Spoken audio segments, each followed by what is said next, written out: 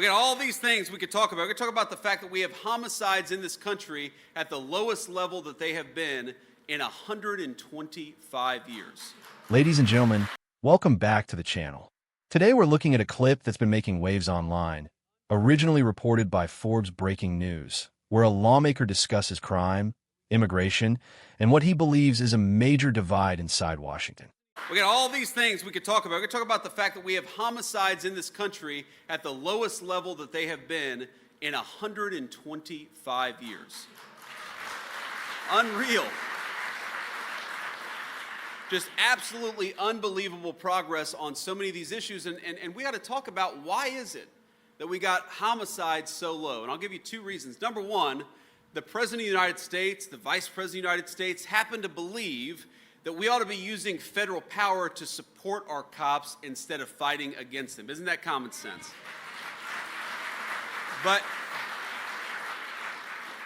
we also believe that the best way to lower homicides and carjackings and other violent crime is to get the illegal alien criminals out of the United States of America, and that's what we've been doing.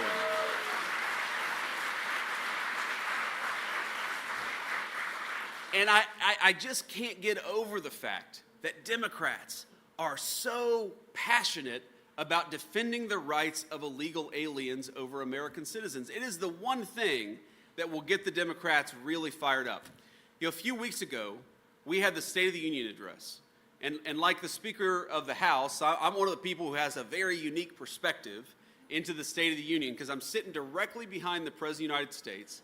And maybe my favorite point in that whole speech is when and he actually added this line towards the end of the day before he gave the speech, but where he says, I'm going to say something, and I want you to stand up and applaud if you agree with it.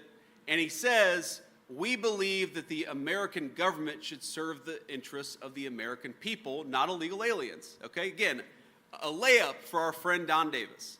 He should have been up there clapping and cheering. Who could possibly disagree with that? But of course, he did nothing like the rest of the Democrats. But the funny thing about it is they were so miserable because they realized that we had them in a bind.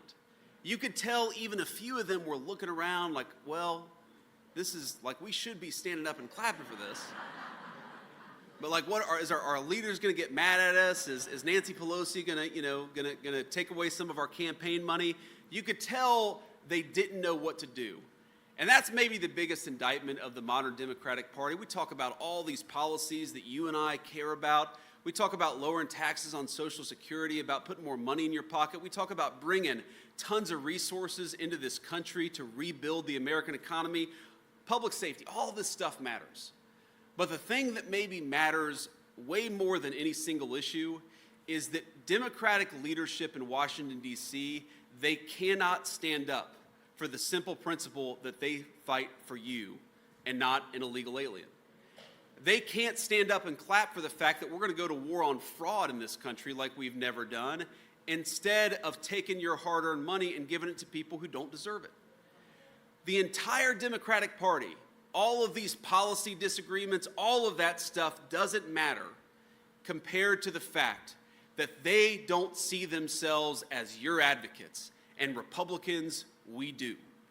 Now, I'm not saying that's true of the Democrats all across our country. I think there are a lot of Democrats like my mama and papa were Democrats, conservative Democrats who love their country.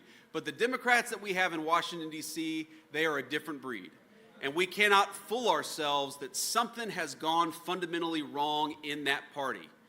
Their reason for existing is to fight for fraud, to fight for corruption, and to fight for people who have no right to be in this country. And Michael Whatley and Lori Buckout, their reason for being is to fight for you, and that's why we're here today. The moment he talks about centers around the State of the Union, when the president asked lawmakers to stand and applaud a statement about the government serving the American people. Some lawmakers stood, others did not.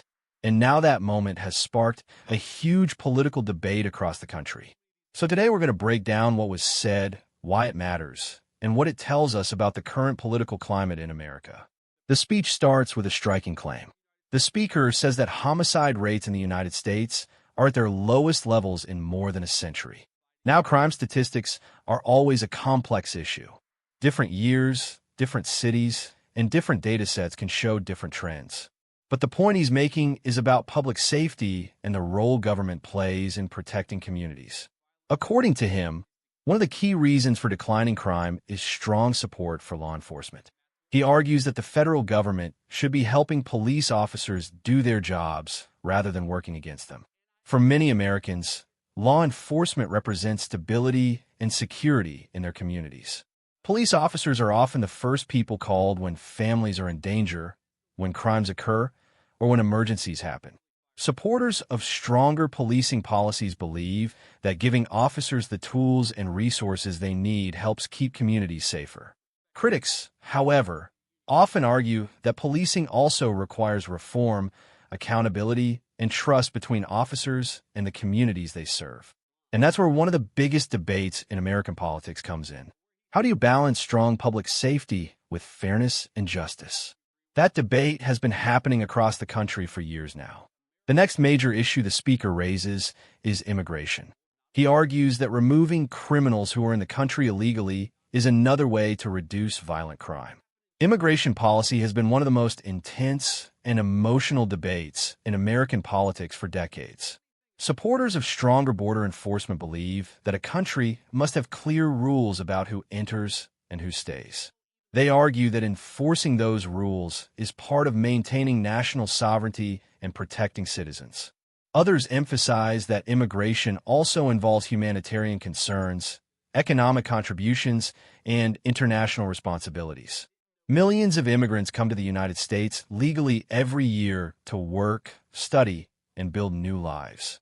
So when politicians talk about immigration, the conversation often becomes complicated very quickly.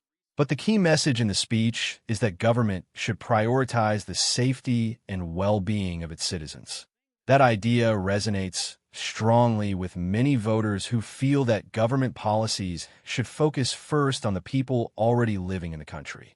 The most talked about moment in the speech comes when the speaker recalls something that happened during the State of the Union. He says the president asked lawmakers to stand and applaud a simple statement, that the American government should serve the interests of the American people. Now, at first glance, that sounds like something everyone could agree with. But politics rarely works that simply. In Washington, even basic statements can become part of larger political messaging battles. The speaker claims many Democrats remained seated during that moment. He interprets that as a sign that Democratic leadership is uncomfortable with the message. Others might argue that lawmakers often choose not to applaud statements during speeches because of how those statements are framed politically. Either way, moments like this become powerful symbols. A few seconds during a speech can end up representing much larger political disagreements. And in today's world of social media and viral clips, those moments spread quickly. Beyond the specific policy debates, the speech reflects a deeper political divide in the United States. Many Americans feel that the two major parties have moved further apart than ever before. Each side believes it is defending the country's best interests. Republicans often emphasize law enforcement, border security, economic growth, and limited government regulation. Democrats often focus on social programs, expanded healthcare access, immigration reform, and broader economic protections. Both sides believe their policies will improve the lives of Americans. But because their approaches are so different, political debates often become intense.